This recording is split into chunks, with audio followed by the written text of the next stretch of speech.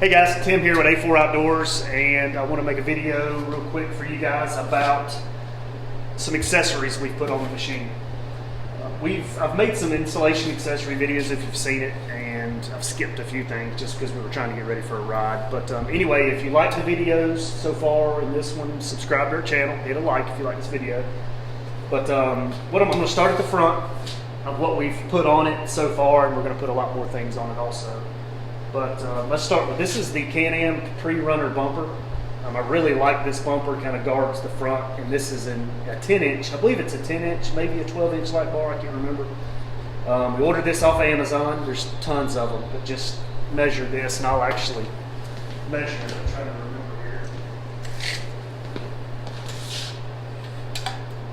So this one was a 10-inch light bar to fit right in there, and it's got your mounting spots, which makes it nice and easy to mount the light bar, and you just kind of run the wiring back. It has the 4,500 pound Can-Am winch. I will tell you, I installed this with the help of a friend, and it was a pain in the butt. So if you can get your dealer to do it, do it. It's a pain. But everything else was pretty simple. This was one of the hardest things to install on the machine. The next, I just put these on there, so I really don't have a lot of experience with them yet. This is the newest install. I got some trail armor A-arm guards. These are super thick. So what I was thinking, I busted a few boots and stuff like that on my last machine, and I think this is going to really keep, sticks and stuff from going up in there and hitting maybe your boots for your axles, and it kind of actually stiffens your A-arms too, because it kind of ties them together.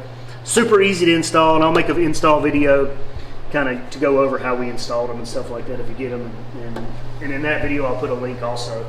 But we installed the trail armor A-arm guards on the front. Of course, we've put some 32-inch Maxxis Carnivores on it, which is my favorite tire. They're soft. If you ride a lot of pavement, they will wear out quick, but I've probably ran 4 sets on other machines, and everybody we ride with pretty much rides these, and they're great. It's a great tire, lightweight. We did the Super ATV flip windshield. I like the windshield, pretty good. The visibility, I don't like how they put black angle iron to piece it together. I think they should have raised it higher. I think this is a poor design, but we were in a hurry. I was wanting to get the power flip windshield, and it was out of stock. It was like 2 months later, so we decided to do this. 2 or 3 of us have it. It's a pretty good windshield for the money. That way you can open it, close it, leave it vented and stuff like that. But not a bad windshield, just not my favorite. I liked it on my other machine much better. But we did the Pro Box roof, which I made a video on. You'll see. It's awesome. We did have to do a little bit of a glare guard on the light bar that comes with the roof, because we were getting glare on the windshield since it sloped so much without this guard on it from the light bar. So we kind of came up and made this little glare guard for that.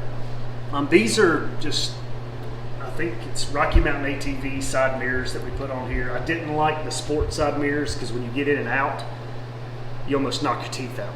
It hits you right in the face. I didn't like that in a friend of mine's machine, so I kind of kept them down here. I do like these. They're just inexpensive, like 20 bucks. We did put these aren't the BRP fender flares, but these are the molded fender flares from EMP, which they're basically the exact same thing as the Can-Am molded fender flares. They go on the exact same way, look the exact same thing, just saves you some money going with EMP, and I really like those. We also did the Mudbusters max coverage fender flares. You have to get the max coverage, you do have to have the Can-Am or EMP or whoever makes the molded fender flares also, because it actually screws or bolts to those fender flares. The Mudbusters max coverage blocks pretty much everything. I mean, it sticks out at the same width as your tires, and it blocks everything. I mean, you don't hardly get anything in the machine. Highly recommend the Mudbusters. These things are awesome. And it helps a lot of the mud spray from your front tires on the windshield. This blocks almost all of it. Before, without them, it was all over the windshield. Definitely recommend those. We did these are the Can-Am rock sliders. These are actually BRP Can-Am rock sliders. I like those. Its install is pretty simple. We've got a video on that. Put a little bit of like, these are just, I think these are Kimimoto grab handles. Kind of helps you get in and out a little bit. They make some that go here, might be a little easier. This, nice to kind of hang on to, just cheap, put those on there. That's no big deal there, like those. We also did the door cylinders to hold your doors open, which is cool. Really like these. The fronts, these are EMP. The EMP will work on the front, but they will not work on the back. And then we did the back ones. These are the Kimimoto. They're a lot smaller. If I know what I know now, I believe the back ones from Kimimoto will fit the front. So I would have probably just gotten both. But the installation is really easy. You drill one hole in the back. The EMP, you don't have to drill any holes, which is nice. They're just bigger, but they still are not in the way or anything like that.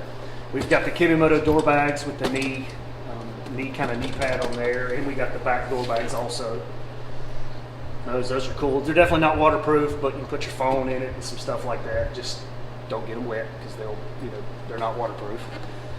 So I really like the door hinges. Those things are fantastic, getting in and out and stuff like that. So I highly recommend those. We've got installation videos on those, so check that out. I did the rock blocks guards, kind of mud guards here. What that does is any rocks from the front tires or stuff like that, they have an issue of coming through here and getting stuck in between the wheel and your trailing arm. It's kind of rounded like that, and a lot of stuff is going to get in there. And we had a friend of ours that actually punched a hole in a wheel. A big rock got stuck in there and it punched a hole in his wheel. This blocks a ton of stuff. Keeps your A-arms from getting all scratched up too past that. Would highly recommend the rock blocks mud flaps there for your trailing arms.